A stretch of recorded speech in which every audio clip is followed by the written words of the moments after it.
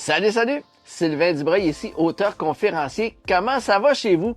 Aujourd'hui, 24e capsule déjà sur 30 choses que vous n'apprendrez jamais à l'école. Ben non! Hey, puis aujourd'hui, là, je te parle de faire les choses à sa façon, OK? D'originalité. Fait que je vais te commencer ça tout de suite avec un petit exemple, là, OK? Pourquoi qu'il y a des gens, OK, un groupe de gens, là, qui, eux, là, on dirait qu'ils ont une vie de rêve. Hein? Et toute leur souris, on dirait qu'ils ont une vie tripante. Versus la masse des gens, la majorité des gens qui, eux, là, on dirait que sont toujours en mode... La majorité du monde, là, on vit tout en mode survie. Hein? En ce moment, là, l'inflation puis tout ça, là, on dirait que tout le monde le capote parce que ils vivent tous à peu près de la même façon, OK? Mais pourquoi ça? Ben, c'est bien simple, OK? C'est parce que tout le monde applique la même recette, OK? Fait que c'est ça qui va faire qu'à un moment donné, ben, ceux qui changent leur recette vont avoir une vie différente par rapport à ceux qui la changent pas. Je te donne un exemple, tu vas comprendre ce que je veux aller, OK? Ici, dans la ville où je suis, là, présentement, là, il y a un autre vendeur de hot dog pis d'hamburger, là, qui vient de fermer ses portes. Un autre restaurant. Il s'était parti, il y a à peu près 1 an de ça, OK? Bon. Et lui, là, sais-tu qu'est-ce qui était différent quand tu allais commander un hot dog chez eux par rapport à tous les autres restaurants qui vendent la même affaire? Sais-tu qu'est-ce qui était différent? Absolument rien. OK? Rien. Tu avais le choix entre un pain toasté ou stimé. Tu avais une saucisse, puis tu pouvais mettre du ketchup, de la relish, de la moutarde, du chou, des oignons, même de la sauce à spaghetti. Exactement comme la plupart de tous les autres restaurants qui vendent ce genre de bouffe-là. OK? Puis ça, c'est la même affaire qui s'applique aussi aux pizzerias quand ils en rouvent une. Ben, ils vont t'offrir à cette heure la fameuse croûte mince, la croûte médium, la croûte épaisse, auto-gonflante, bourrée de fromage à l'intérieur. Regarde. Puis ça fait qu'à la fin, toutes les pizzerias se ressemblent. OK? Bon, ben, dans la vie, là, c'est exactement la même affaire, OK? C'est la même chose. Puis pour ceux qui vont faire les choses, qui vont oser faire les choses d'une façon qui est différente, qui vont oser aller à contre-courant de la façon que les choses se font, ben, ils vont créer quelque chose, puis ça peut faire en sorte que ça leur revienne à leur avantage. OK? Je te donne un exemple là, qui est fait, là. Ça s'est passé la semaine passée. Je sais pas, vous avez vu un peu là, ce qui s'est passé. Une nouvelle biographie de Ginette Renault va sortir, là. OK? L'éditeur a décidé de bypasser tous les libraires, OK? Puis de offrir ça seulement en ligne puis en vente chez Jean Coutu. Puis là, hey, c'était pas bon. Tous les libraires, là, c'est une façon de faire que tu peux pas faire ça. C'est incroyable. T'es contre la culture et tout ça.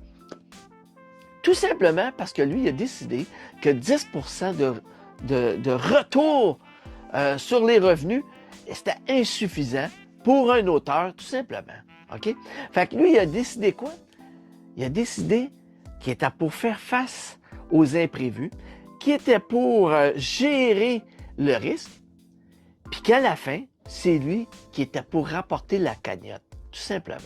Il a décidé de changer la façon de faire.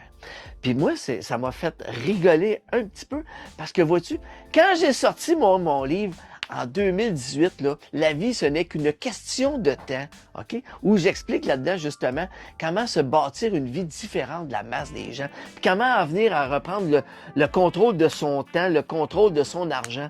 Bon, bien, ça m'a été offert aussi de faire affaire avec une maison d'édition ou versus l'auto-édition.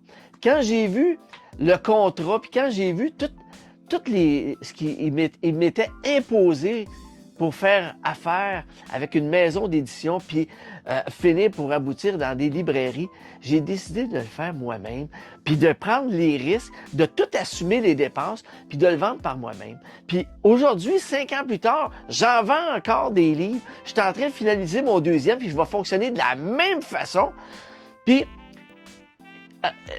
tout aussi simple que ça, juste de dire, on prend le contrôle de notre travail, puis on va chercher les revenus en conséquence aussi, tout en acceptant tous les risques qui viennent avec cette décision-là.